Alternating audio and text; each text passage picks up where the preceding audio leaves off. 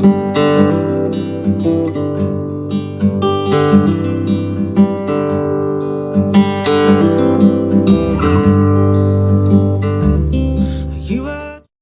everyone! So sa ngayon, tignan natin kung ano mensahe ng Panginoon para sa ating lahat.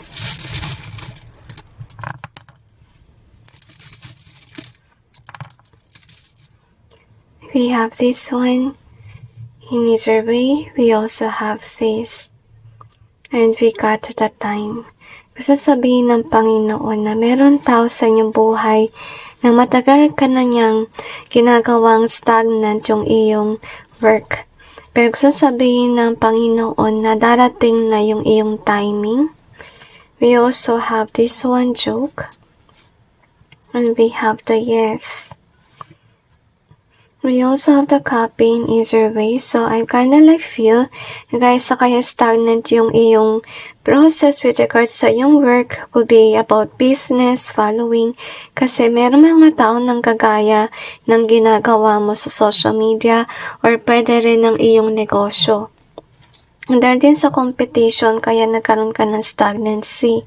At hindi lang yun, meron ka rin mga haters na nagjo-joke about sa ginagawa mo. Pero I'm really sensing with the time here, nasa gitna pa siya, na darating yung panahon for you, na ikaw naman yung aangat. So you have the more in either way. We also have the mess.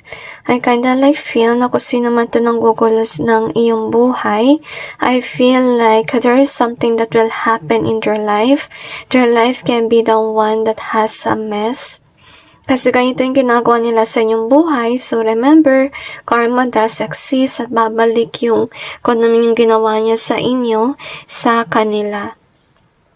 Lesson that we have is this one in reverse, and we also have this in either way. So I kinda feel, guys, kaya in either way lagi yung about sa kanila, kasi nakita nyo naman na gusto sabihin ng Panginoon na hindi tatalab yung kanilang spell work. If ever they curse you, hindi yan tatalab sa kanila yung actually kamalasan na mangyayari. And I kinda feel na they will be regretful over what they have done to you, kasi ma-realize sila na bumabalik sa kanila lahat ng kalokohan na ginawa nila sa inyo before. So anyway, that's it guys, and God bless every one of you.